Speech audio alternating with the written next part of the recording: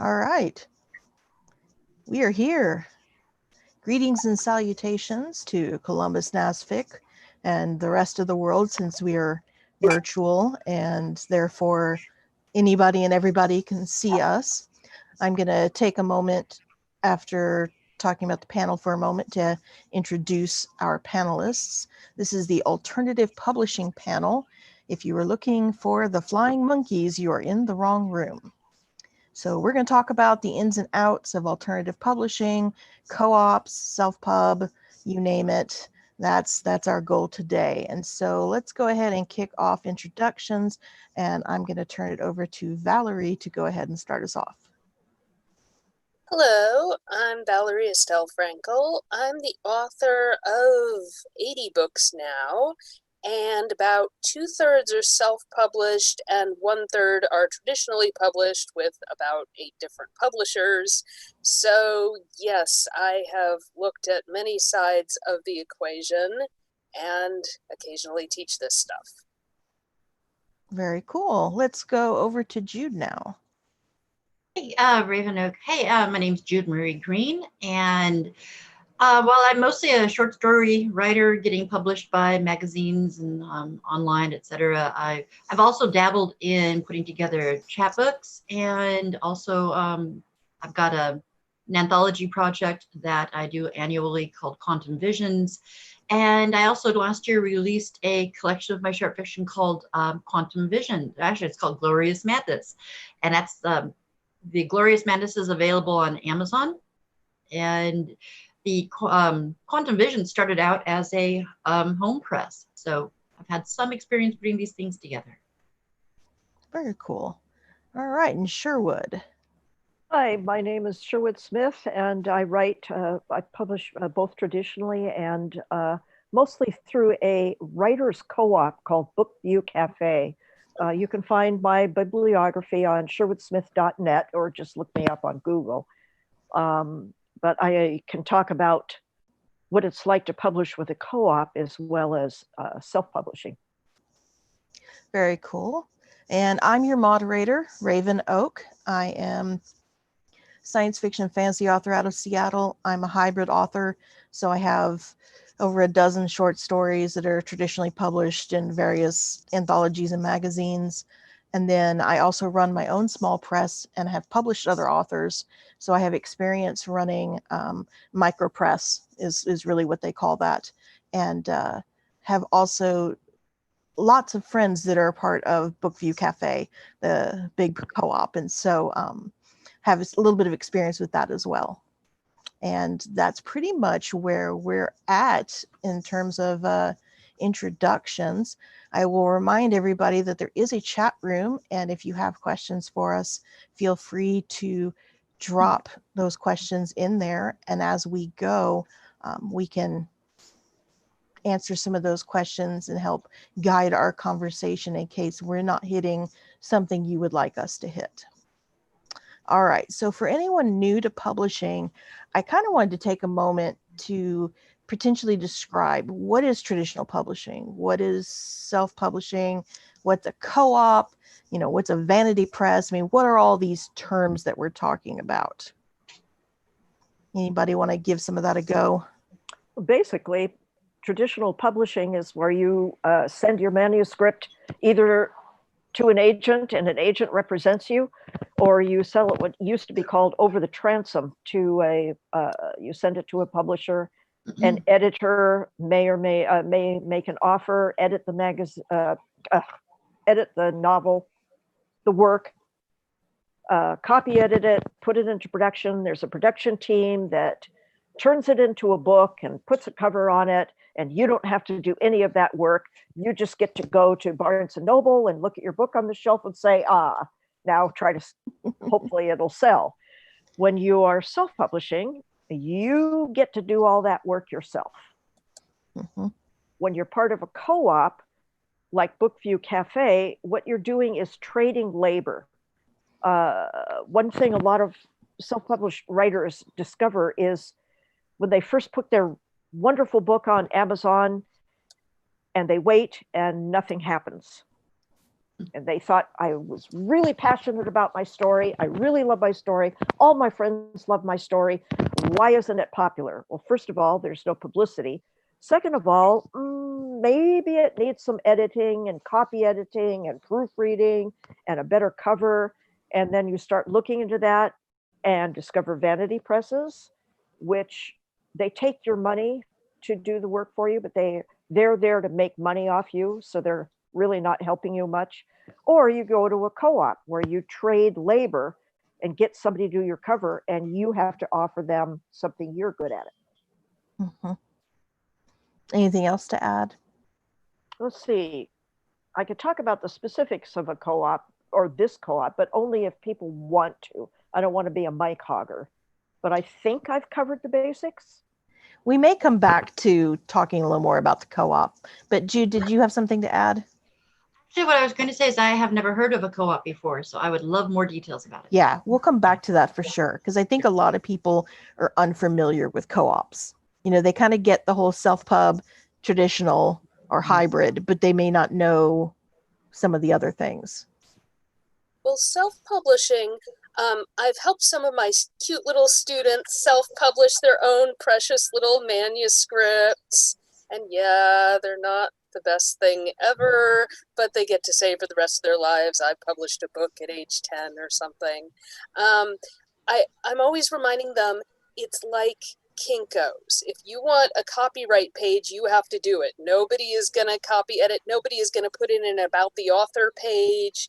You have to have it, fit on the paper and the margins. All they're going to do is hit print. So if your manuscript has been cleaned up and edited and you put in all the copyright pages and title pages and you've got it ready to go, okay. One awesome thing, and one reason that I so often do self-publishing through kdp.amazon or self-publishing ebooks too, is traditional publishing is, like 6 months if it's really speedy, and a year is more likely. But I'm looking at my book on Sherlock. I watched the final episode, wrote a couple pages that night, hit publish, and it was on sale the next morning. And traditional publishing, I really can't do that. So it does depend what you're looking for. I think if people are coming to this panel for help in that direction, one of the things you got to watch out for are the people who are preying on beginning writers who would like to get into the business and have decided that it takes too long, maybe have spent 10 years waiting for agents to get back to you, and they don't even, not only do they reject you, they don't even bother to reject you. You just never hear. So, okay, they decide to take their own work into their own hands. What do you do next? I know I need editing because I was never very good at grammar in school. Where do I go? There are a lot of people who advertise as editors. And the problem with the very history of editing is that it's not like getting a degree in chemistry, say. Editing is actually new in literature. If you go back to novels of the 1800s, for instance, there were no editors. They were really just printers, booksellers. Editing is kind of a 20th century development. So you've got a lot of people now who hang up their, I haven't sold a book, I think I'll be an editor. They may not be very good, but if they start charging a ton of money, that's where you might look askance and do a little research, find out what books they've edited, have these books sold well, look at the reviews of them, and make your decision. Vanity presses, maybe it's better to touch on that a little bit more. They will offer to print your book and make it look really nice. And many of them will actually carry that through, but they'll charge you top dollar for that. And then what you discover is you are stuck then with 5,000 or 3,000 or 2,000 copies of your own book. Selling it, getting it to the bookstores is entirely up to you. They have no connections for distributing. They don't get it to Bowker or Ingram's or any of those. So you're stuck going to garage sales or whatever to sell your book. One of the main things that I have heard from traditional publishers mostly is the idea that money flows to the writer. Yes. Like, you should not be sending money to a publisher. No. That's a vanity press, and they're there to make money off of you, like you've said.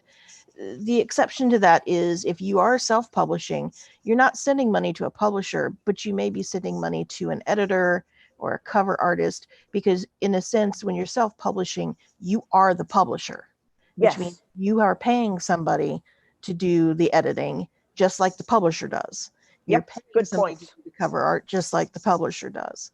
And so there's that kind of distinction there a little bit, in terms of, the different experiences between traditional and self. Let's take a moment though, and I'm going to go ahead and let you talk a little bit more about co-op, since I know that that is something that a lot of people aren't familiar with. And I know people would probably be interested, because I know not everybody has a ton of money to pay for editing and cover art. So being able to trade skills like that is something that may open a door for some of our newer writers. A co-op kind of has to be reinvented with every new person who comes in, because what you've got is a group of writers who are going to publish under a single name. Bookview Cafe is the name of this one. You can look it up. You can find our store, and you'll find a number of authors there in a number of genres. Because there is no gatekeeper, you have to accept that the writers are going to be the final arbiter for their book, which may cause a tension between people who want to be part of the co-op and the rest of the group if that writer is deemed not so hot by everybody else. And again, this is all very subjective. So what a co-op means is a great deal of communication. What do you think of this writer? Well, they write horror, and I don't read horror, so I can't really evaluate it. What do they have to offer to us? Many people come to the co-op expecting the whole group to work on their book, put it up there, and then when it doesn't become a bestseller, they walk away, and they never gave any effort. They never gave any labor to the group. So that's the kind of person to watch out for. It has to be, on the upside, you've got somebody who's really good with Photoshop. Because the irony is, a cover for a book, what does it do? Last 2 seconds to catch the eye of the reader, and then the cover is over with. You're reading a book, it has nothing to do with the cover. But if the book has a crappy cover, people aren't going to open it. And so that's a reality of human beings being visually oriented. You have to have a good cover. So making your own cover often signals this is amateur and people won't buy it. Therefore, you've got to get somebody good. So you've got a person in your co-op who's really good at Photoshop, and they're doing a lot of covers. What are you going to bring to the table? Sometimes you need to learn something. So with Bookview Cafe, one person learned to run the royalty sheets, because when you're publishing under you get together with a store and buy cart 66 or one of the many carts by which people can put in their money and get something back, then you need to divide out the royalties honestly. Number one goes to the government. Number two, the writers get it. So we're all a bunch of writers. None of us are accountants. Somebody has to learn that. Then there's somebody who might be good at publicity, because you got to get the word out there, so forth. I think, does that give enough of an idea? Yeah, I think so. So you have all these different ways, and we've talked a little bit about the fact that, some of us use this, some of us use this method. My question for you guys now is, why did you choose the methods that you chose? Like, what ultimately made you decide, I want to be a hybrid, or I want to do a co-op? Well, for me, again, my question is, how fast do I want this out? And so for a lot of my books, I have wanted them out so quickly that I look at it and go, this is a book about the Mandalorian TV show, which is ending in 2 weeks, and I want it on sale that night. I'm self-publishing, there's no question. On the other hand, there are other books where I've been going, I want this one to be a little more academic, to have more cachet, to have people willing to cite it and quote it. I want it distributed to university libraries. And so that means offering it to my academic publisher. And for those, I do tend to ask myself, can I afford the lag time? For Game of Thrones, for instance, analysis, I did both. Here's a self-published Game of Thrones. Yes, I made the cover myself. I've also got an academic Game of Thrones, Women in Game of Thrones, with a picture of Cersei on the cover, which the publisher sprang for, which is nice. But when it came out, it was a year behind the TV show, and it was going, now that season 3 has wrapped up. And as I was writing it, I knew that was going to be a thing. So there's a toss-up. And self-publishing, you do have more control. I often get annoyed at my academic publisher who most of my books are $35 or more there, and winning the Game of Thrones is $6.95 because I can do what I want for self-publishing up to the cost of printing this. Amazon won't go below a certain amount. My cute little students found that I could charge like $2,000 for that. Amazon would let me. I pointed out to the students that that's not a great sales model. I don't know that even grandma is going to do that. Who's going to spin that? Yeah. So more control is an issue, but that also gives you, yes, more control to do a really crummy cover, or more control to not spell check it, or things where my publisher would tell me to stop it.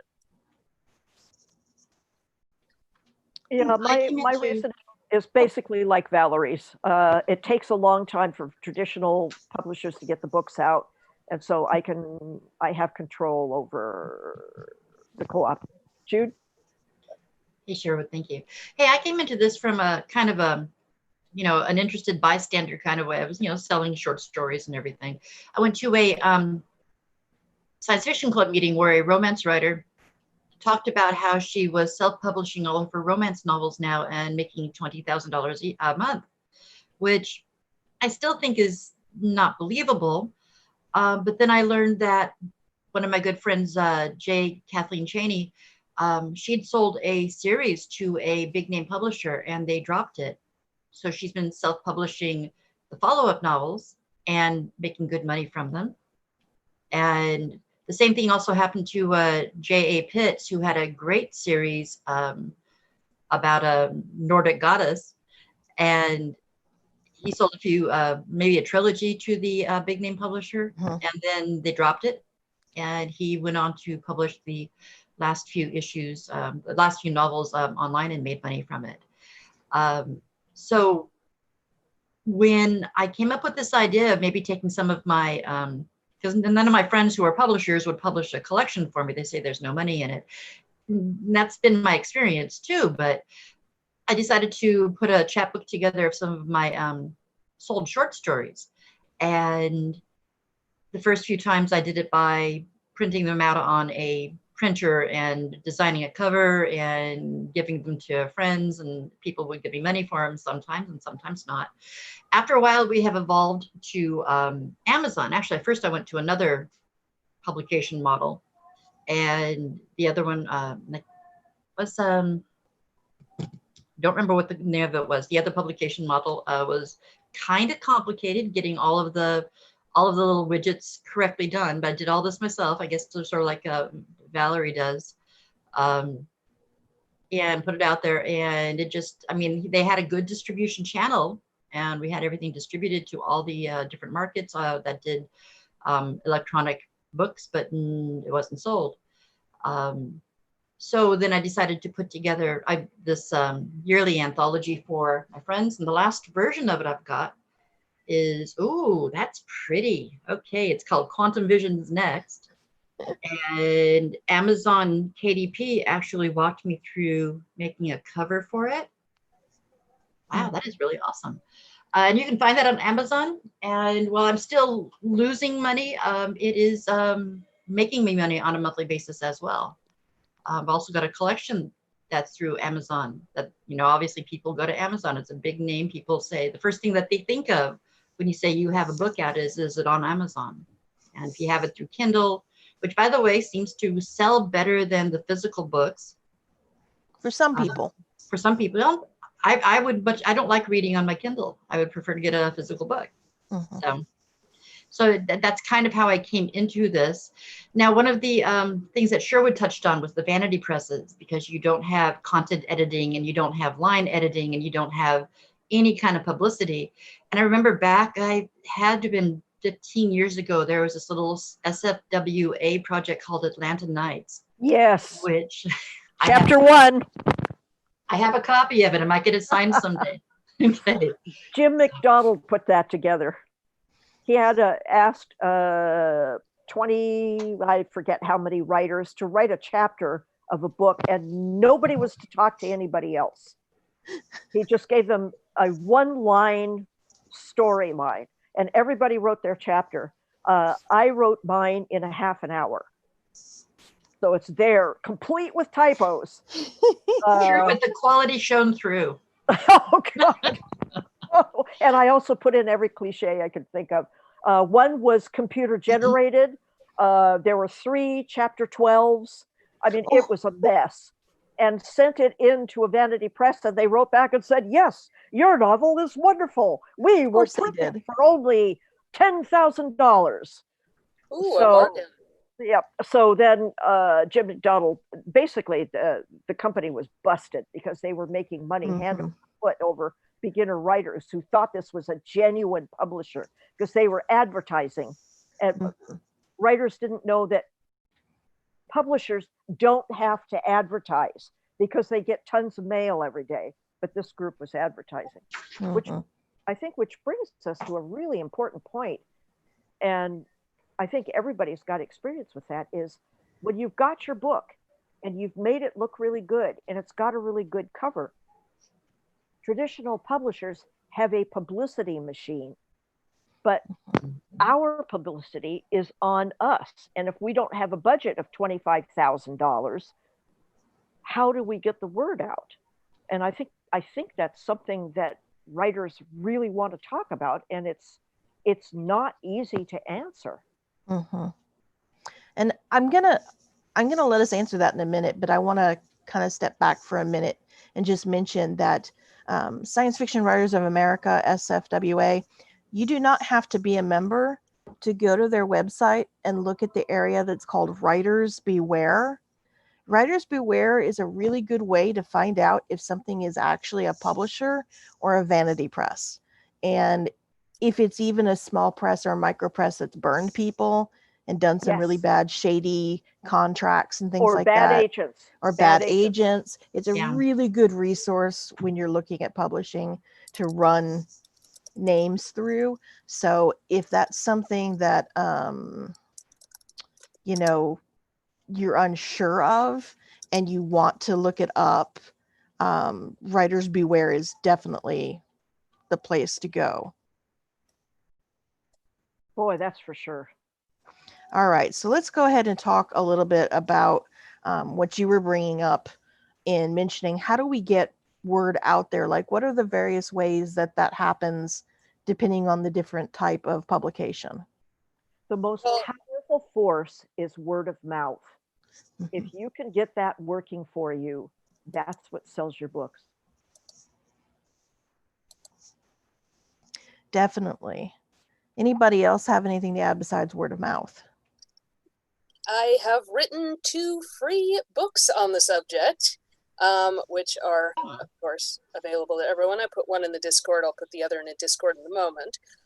For one, I did an anthology where I asked people to tell their wackiest stories about self-promotion, and I did a sandwich board. Well, here's my table where I put little sci-fi notes in with the candies because people wanted the candies, so they got the baggie with the candies and the, these are your hydration tablets.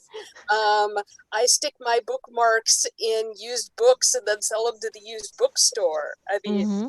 people were coming up with all kinds of wacky things. So that's one way to go. Take a look at this free guide and see if any of these, could really be fun for you. And more basically, at an in-person con, we hope, maybe someday, look at the tables and ask yourself, why am I going over to that table, not those other 5? Is it the author's big smile? Is it the amazing outfit? Is it they've got silly frogs everywhere? Is it that the title just sounds amazing? What actually makes this look good? And separate from that, and this one, every couple years you've got to update and stuff, but I have done Facebook campaigns where I did pay for Facebook advertising, and it would say things like, who's your target audience? And I said, okay, people who like Hamilton the musical. Why? Because I think they'd like this book. Okay. And so if you really target your advertising, that can work. The 50th That's expensive, though. Yeah. Facebook ads are not too bad. You can, if you research how to do them properly and how to narrow down your audience to some degree, you can get it down to, spending $30 a month and still getting a good amount of coverage. So it just kind of depends on how you're doing your ads. One more, and this one was free. 50th anniversary Doctor Who weekend. I had this one time to come out right then. I went to a bunch of Doctor Who parties and handed out flyers that said the book is free on Amazon Kindle this weekend. Go get it. And I tweeted this. And what really worked well for me is not just tweeting it and not just alternating the tweets with, and I've got some new content, I've got some blog posts and stuff people might like. But I tweeted to every Doctor Who fan group on Twitter and said, this book is free this weekend. Could you retweet that to your dudes? And they did. And I got 4,000 downloads. And yes, that was sales of a free book, but people reviewed it, people spread the word, and yay. And those sales mean that people are more likely to potentially buy your other titles. Mm-hmm. That's a good way to get the word out. Getting people to review is so valuable, but it's hard to get your ARC, advanced reading copy, to influencers, as they're called now. I noticed on Amazon I had a huge blip in my usual trickle of sales for one book that had been out for years, and then discovered that somebody at Book Smugglers had decided to review it. I hadn't even sent it to them, but they had liked the book and so decided, that was serendipity. I think there are a lot of things that are good not to do, because you don't want to make yourself so obnoxious that people are not going to not only not buy the book, but they'll be wary of your name if it keeps popping up on social media, because the genre world tends to be small. It's a small pool. And so how to generate publicity and be interesting but not be obnoxious is probably something that everybody has to decide for themselves. But it's something to keep in mind.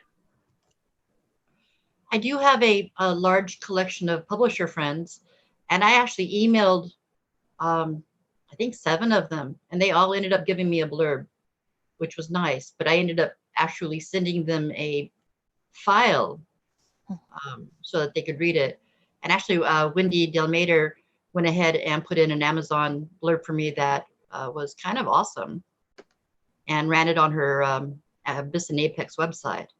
So if you have friends, occasionally that works. Networking is important. That's why you want to do conventions. Besides the, potentially squat and have a table where you can hand sell. the networking and making connections with other authors, editors, publishers, even if you're not going to go traditional publishing, just having those connections when you do self-publish, it will allow you to be able to do things like reach out for a blurb or a review, or, hey, you know, could you spread the word about this? And do so in an obnoxious way, because you actually know these people rather than, you know, trying to cold sell them on social media, which is totally not cool. I know one of my pet peeves is when somebody, you know, follows me on Twitter and then I follow them back, and the first thing they do is private message me, buy my book. I actually personally have a spreadsheet and I keep track of those, and I will never buy your book. You could be the next George R. R. Martin and I will just not do so because you spammed me. So there are people like me that exist. Don't do that. I know that in the chat on Discord, Evergreen said that they would go anywhere where there are cute stuffed animals on display. And that's true. I mean, I know from iVend, I know that Valerie does as well. And anytime you have something eye-catching on your booth that can draw people over, that's a conversation piece, it kind of breaks the barrier, because people don't want to be sold to. So when they see booths and they see authors behind them, it's kind of that, oh gosh, they're going to want to sell me a book. I already have too many books. And they kind of want to shy away. But you're giving them something to approach and talk about that has nothing to do with sales. Yeah. So then it's, good point. oh, look at the cute dragon, or look at the cute kitten, or whatever. And that suckers them in. And then before they know it, they're picking up your book, reading the back, and then you've got them potentially. So it's trying to think outside the box a little bit with ideas like that, you know, keeping in mind, you know, Valerie pointed out some of it too. How do you shop? You know, why did you stop at this booth and not the other? You know, when you shop and somebody is standing behind their booth pacing and looking very nervous and desperate, does that turn you off? You know, think about those things for yourself. That's pretty much going to hold true for everybody else. Those are all excellent points. One thing that the romance writers are doing, boy, they are really on top of marketing. They get together at this yearly convention, NINC, NINC. Oh, of course, it's not going to happen now, but one of the things they talk about is marketing. And there's something that they suggest for people who don't have a budget, and that is starting a newsletter. You're going to start small, but if you have a newsletter, presumably when people sign up for it, they're interested in you and your work. And if you're really charming and good at writing newsletters, you can grow it by leaps and bounds. If you're not so hot at advertising yourself, then only send it out when you actually have something to sell. Yeah. But apparently having a newsletter is an important tool these days for writers, even if you are traditionally published, because there's so many books coming out. You can't keep up with everything. I know that my newsletter people, they get mad if I forget to include their moment of kitty. Oh, So at the bottom of mine, I end everything with a moment of kitty, and it's always a picture of, you know, one of my kitties, and it's usually doing something funny. And if I forget to do that, oh my gosh, I've got hundreds of emails in my inbox. Where was our moment of kitty? Did you forget? So, and that's the kind of thing you want to do with your newsletter, is find something that's not related to buy my book that you can always include so that they want to open your newsletter. It's that same thing. It's that icebreaker that doesn't have anything to do with sales and that you get known for doing. So maybe you crochet, maybe you cook, you know, find what you're good at besides writing to tie into that newsletter. And then people will join for that and then be interested also in what you write. And it kind of grows from there. And that's one way to grow your newsletter, is people get interested in, oh, somebody has kitties? Where are kitties? Right behind you. Yes. I've been watching that little key. I have no kitties, but I've got a pop culture blog where I'll do a review on the last She-Ra episode, And then at the bottom is, and my bio is, by the way, she's the author of this book on She-Ra and this book on fourth wave feminism. Go buy them. But it's only in my bio. I posted a blog post with interesting new content people might enjoy for free, and then that I can post on Facebook and Twitter. I have a new blog post out, hashtag She-Ra, hashtag last episode, and then again, it just happens to have a link in the bio. Mm-hmm. Are there any suggestions as to what kind of server for your newsletter? I know some people are using Substack, and some people are just emailing. That's tricky. Yeah, if you're MailerLite and MailChimp are the big two. Yeah, I use MailerLite because I'm a tech idiot. And even I struggle putting that thing together. I hate doing newsletters because I'm such a tech idiot. But they do most of the mechanical work for you. And when you schedule it, it goes out. So, you know, you can't fault that. But I guess there are a bunch of different venues for that. And boy, I really like the idea of, I'm going to have to take pictures of my dogs and see how those fly. Valerie, do you have a newsletter? Do you use anything in particular?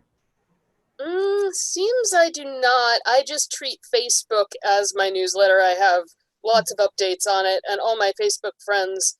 I've gotten a lot of authors and so on, but in the first place I was going, well, I want to advertise to my friends, family, people I went to high school with, so why start an author profile? I might as well just keep it to my friends. Understandable. Well, let's shift a little bit here. What is one piece of advice you wish somebody had given you at the beginning of your publishing journey? Learn to revise. Good one.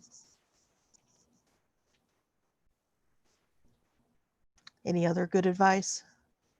If you believe in a project enough, somebody's going to buy it because somebody out there has the same taste as you do. I have actually been rejected by iUniverse. I don't know if they're still a thing. And I quit for years instead of self-publishing at the time. And yeah. All right.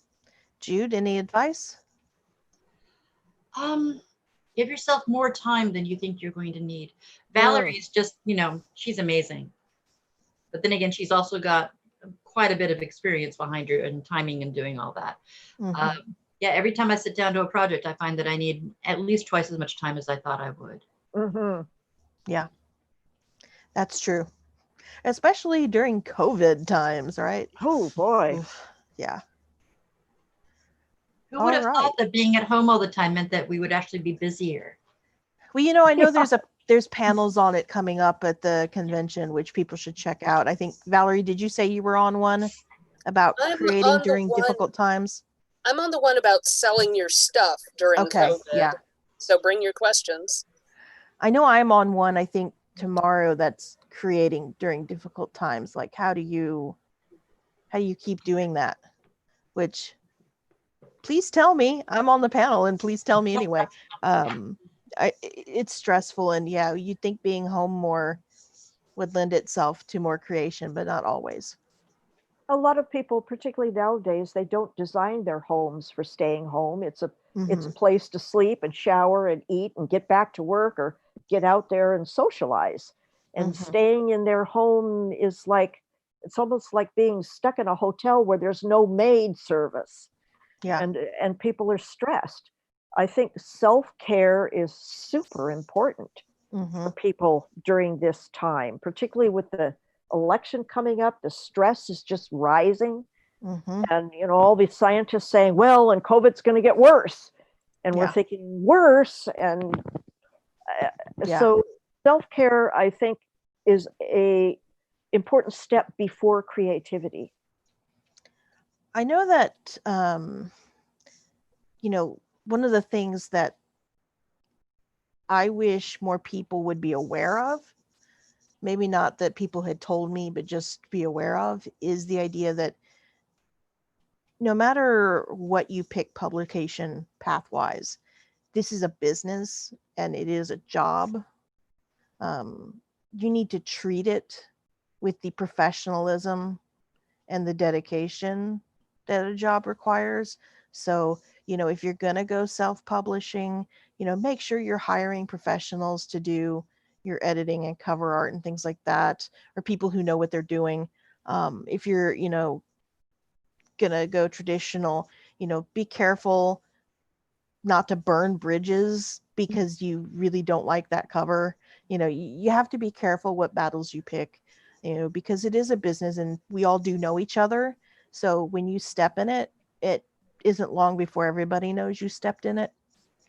And I work full time as a writer, so I'm used to working at home. But even then, before COVID, I made time to go out and meet with other authors a couple times a week, get out of the house and network, because that's still part of my job. And it doesn't make me feel like I'm holed up and alone all the time. Writing can be a very insular, solitary job if you let it become that. And so those would be my things I wish people would have told me, and that people would be more aware of. All good points. Yeah, ivory tower syndrome is a thing that can happen to writers, where you are successful enough that you can make yourself a perfect lair that you never want to go out of, and then your writing starts getting more and more closed in.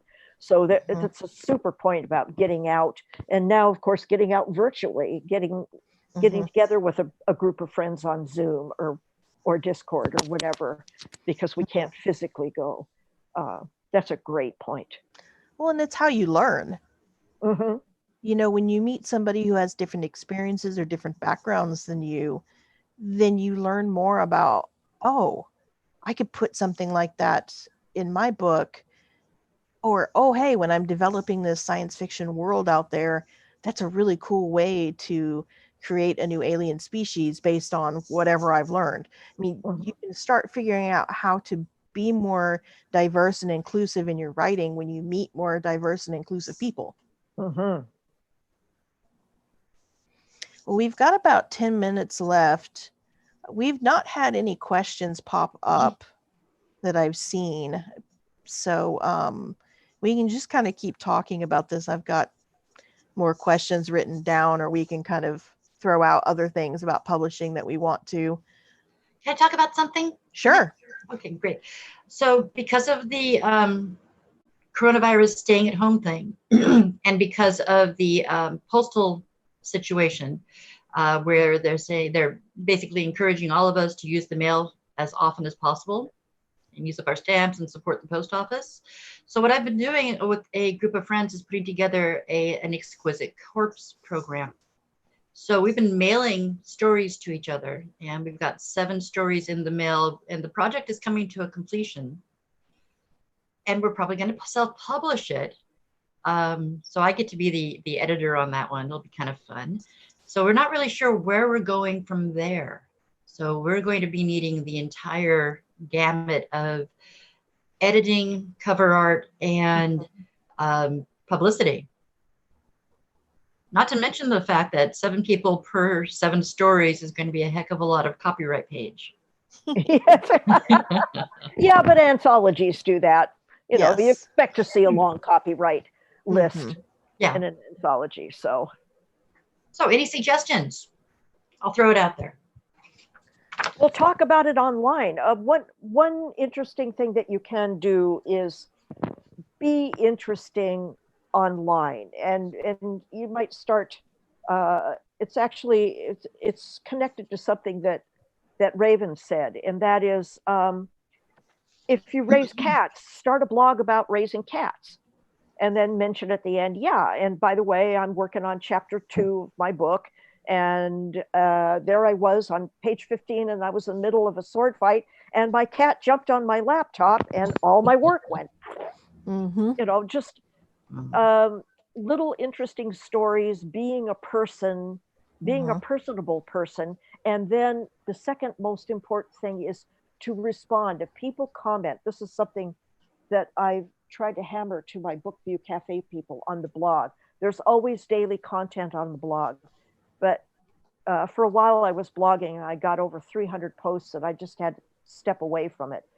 But my blogs were attended not because I'm that interesting, but because I answered every comment that people had. So people felt like they were listened to. And so interesting discussions would happen in the threads on these posts. And I'd end up learning something about something I thought I was an expert in because people brought their own knowledge to it. And then people would click on the bookstore and buy my books. I mean, not in huge numbers, but this is how you get the word out, and it doesn't cost anything. Well, why don't we take a moment and why don't you guys tell people what is coming out from you next, or what has just come out from you, so that we know a little bit more about where to find your writing and what's coming up if we're interested. And we can start with Jude, if you'd like. Oh, sure. Hi. So actually, I haven't sold anything recently. I just got a rejection like half an hour ago. So I'm a little disappointed in life. But the last thing I sold, let's see if this cover comes up. Oh, it's still pretty. This is called Geek Out 2. And it's not entirely mine. It's a wonderful art and literature compilation magazine. And I have a story in here called Mothman in Love, which is about Mothman discovering sexuality and it's a wonderful story. I ended up reading that at Worldcon last year. No, at Worldcon in San Jose. Very cool. And what about you, Sherwood? On September 1st, I have a book coming out through Bookview Cafe called Spy Princess. It's a completely revised version of a book that came out from Viking in 2012, and I got the rights back. I mean, Viking is a great outfit, but at that particular time, the marketing insisted that the book could only be a certain word count. So a whole lot of the story was cut out so that it would meet the marketing point. And in the revision, I didn't put it all back in. I tightened it actually a lot more, but I put some of the important stuff back in because I've learned a lot about revision since then. I'm always learning. Anyway, yap. September 1st, and go to Bookview Cafe and it'll pop up. Very cool.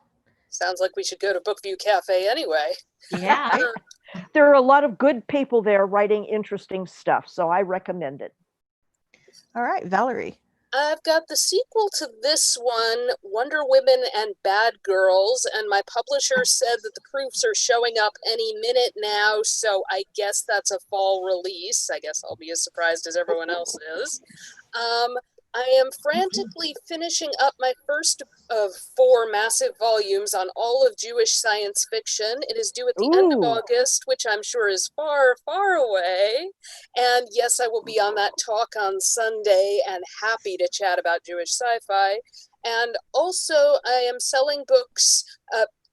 Here, I have a dealer's room table called Silicon Valley Authors with my selling co-op, so do stop by sometime. Silicon Valley Authors. Very cool. I just had a story come out in the Great Beyond anthology. And yes, I'm holding a piece of paper because even though it just came out, I have not received my author copy yet. So I was looking through boxes this morning to see if it just arrived, and no, it didn't. So I was like, I'm going to print the cover. It involves being disabled in space. So I'm really proud of that story. And then I had another story come out in a piece of tie-in fiction called The Last Cities of Earth, but that was kickstarted through the publisher, and it just got picked up by a major publisher. So sometime next year, the full version should come out for people who didn't kickstart back it. So that's kind of what's coming up for me at the moment. That's a good point. Cool. That's something that can happen with self-published books. If it sells well enough, the big publishers are letting you do all the work first, and then they see your success and they'll come and offer you plenty of money. Yeah. So that's a win-win. Yes. Well, the artist who created the world is a painter, and it's a great world, but he didn't know if a big publisher would take it. So he kickstarted first, came up, and then now, it got picked up. All right, I'm being told we have 1 minute till Zoom self-destructs. Oh no. So I just want to thank whoever is out there watching this and whoever may come back and watch it. I hope you have learned something from us. We're all available online, so you're welcome to come chat with us in Discord or find us on our websites and ask questions if you've got it. And happy publishing, happy weekend, and enjoy the rest of your panels. Thank you guys for being here. I much appreciate it. You've been Thank great. you for running things, Raven. No problem. Oh, yes. Thank you, Raven. Olentangy room odd people. Yes. Technology room odd. Okay. All right, and I assume we're going to self-destruct. We just Boom. did, I There we think. went. There we go. Okay. Boom. Oh, Thank you all. That was nice. All right. So thank you very much. And I'm going to hop over to the Discord for a little while, but have a good rest of your weekend. Thank you all for coming.